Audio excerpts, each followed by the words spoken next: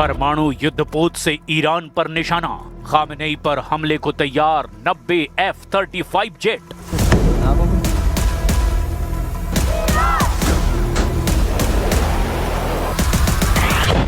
अट्ठाईस दिसंबर 2025 को ईरान में शुरू हुए हिंसक प्रदर्शनों ने 37 साल पुराने खामेनेई शासन की नींव हिलाकर रख दी है। इस दौरान अमेरिका और इजराइल ने डंके की चोट पर ऐलान किया कि ईरान पर बहुत बड़ा हमला होने वाला है।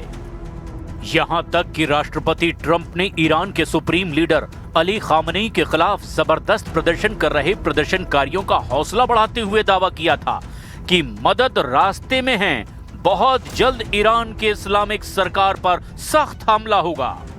लेकिन इस धमकी के 48 घंटे बाद भी अमेरिका ने हमला क्यों नहीं किया और अब अमेरिका ईरान पर हमला करने के लिए अपने परमाणु युद्धपोत से ईरान पर हमला क्यों करने जा रहा है? ये वाकई राष्ट्रपति ट्रंप का चौंकाने वाला जंगी दांव लग रहा है।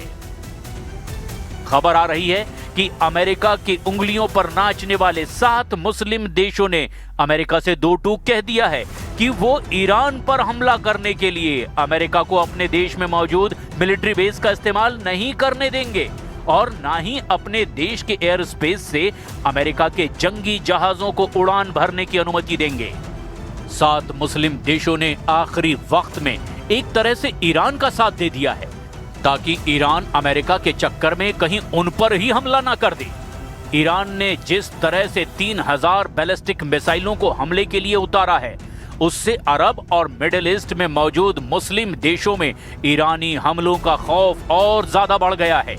दावा किया जा रहा है कि अब ट्रंप ने परमाणु एयरक्राफ्ट कैरियर अब्राहम लिंकन के साथ युद्धपोतों का एक विशालकाय बेड़ा ईरान के खिलाफ उतार दिया है ताकि समंदर के रास्ते बिना मुस्लिम देशों की मदद से ही ईरान पर हमला किया जा सके।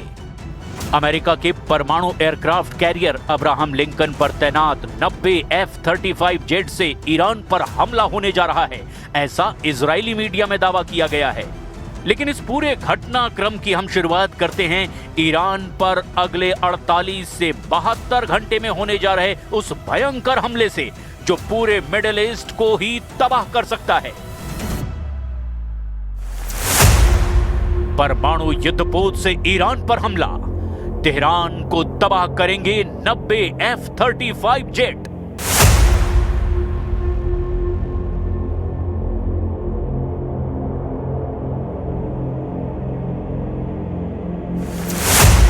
रिपोर्ट्स के दावों के मुताबिक ईरान में 12,000 लोगों की मौत हुई।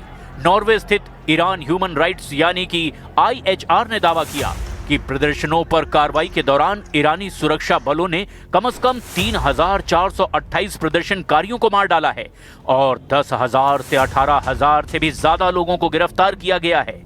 हालांकि ईरान से जुड़े मामलों को कवर करने वाली वेबसाइट ईरान इंटरनेशनल ने दावा किया कि देश भर में कम से कम 12,000 लोगों की मौत हुई है। ज्यादातर लोग गोली लगने से मारे गए। अब ऐसे हालात में ट्रंप को अपने दम पर बिना मुस्लिम देशों की मदद से ही ईरान पर हमला करना पड़ रहा है।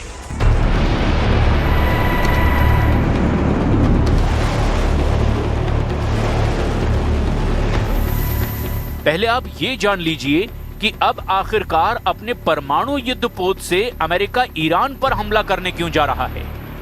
डोनाल्ड ट्रंप ने 2 दिन पहले कहा था कि ईरान में प्रदर्शनकारियों की मदद के लिए मदद निकल चुकी है। वहीं ईरान के निर्वासित नेता रजा पहलवी से रिपब्लिकन पार्टी के सेनेटर लिंडसे ग्राहम ने मुलाकात की है और कहा कि मदद निकल चुकी है। और इन सब के बीच अब रिपोर्ट ये आ रही है कि अमेरिका ने मिडिल ईस्ट की तरफ एयरक्राफ्ट कैरियर अब्राहम लिंकन का बेड़ा भेज दिया है।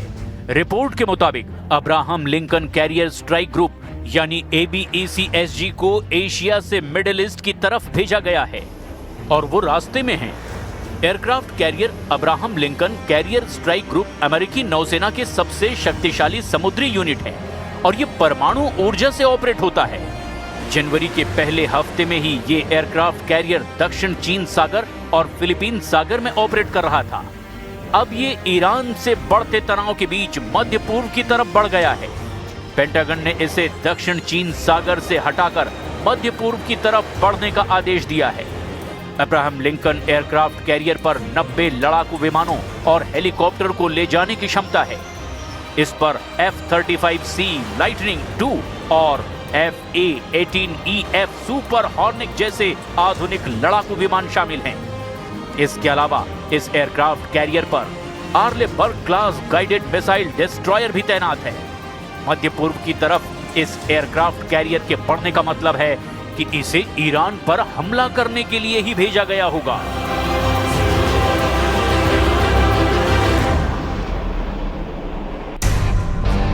सात मुस्लिम देशों का ट्रंप से धोखा, अकेले ईरान पर हमले को तैयार अमेरिका। अमेरिकी नेताओं ने ईरान के निर्वासित नेता रेजा पहलवी से मुलाकात करनी शुरू कर दी है। डोनाल्ड ट्रंप ने खुले तौर पर प्रदर्शनकारियों को समर्थन देने का ऐलान किया है। इसके अलावा अमेरिका ने चुपचाप मिडिल ईस्ट में अपने अहम ठिकानों से सेना के अधिकारियों को हटाना शुरू कर दिया है। कुछ हैरान कर देने वाली खबरें भी सामने आ रही है, जो कहीं ना कहीं इशारा कर रही है कि ईरान पर हमला करने के लिए अरब और मिडिल ईस्ट के ज्यादातर मुस्लिम देश अब तैयार नहीं हैं और न ही ईरान पर हमला करने के लिए जमीन और एयर स्पेस और समंदर देने को तैयार हैं। ताजा रिपोर्ट के मुताबिक मिडिल ईस्ट के देशों का रुख बहुत ही जटिल और कूटनीतिक दबाव वाला है।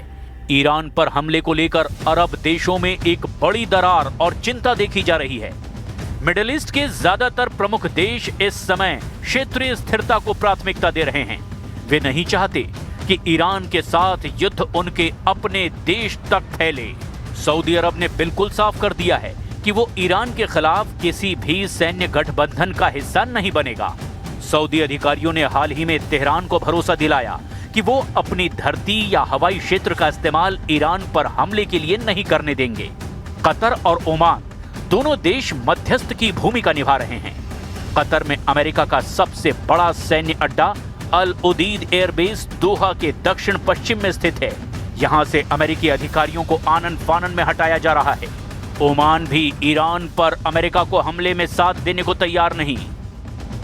कुवैत और यूएई भी अब अमेरिका से कन्नी काटने लगे हैं। इन देशों ने भी निजी तौर पर ट्रंप प्रशासन से अपील की है कि वे सैन्य हमले के बजाय कूटनीतिक और आर्थिक दबाव का रास्ता चुनें। उन्हें डर है कि अगर अमेरिका ने हमला किया तो ईरान उनके यहां मौजूद अमेरिकी बेस और तेल रिफाइनरियों को निशाना बनाएगा। नेटो सदस्य वाला तुर्की भी चाहता है कि अमेरिका ईरान पर हमला ना करे, वरना ईरानी हमले की जद में तुर्की भी आ सकता है। इसके अलावा इराक ने भी कड़ा रुख अपनाया है। इराकी राजनेताओं ने कहा है कि जब तक सितंबर 2026 में अमेरिकी सेना की वापसी नहीं हो जाती, तब तक वे किसी भी क्षेत्रीय युद्ध का हिस्सा नहीं बनेंगे। Kendisini çözmesi gerekiyor. Tabii ki bunun uluslararası ilişkilere bakan boyutu var. O da nedir? Yaptırımlara tabi. Yaptırımlarda neden tabi? Takip ettiği bazı politikalardan dolayı. Gerek küresel gerek bölgesel. Kendilerine de söylüyoruz. Bölge ülkeleriyle olan sorunlarını çözmesi gerekiyor. Küresel nükleer konuda da sorunlarını diplomasi yoluyla hiç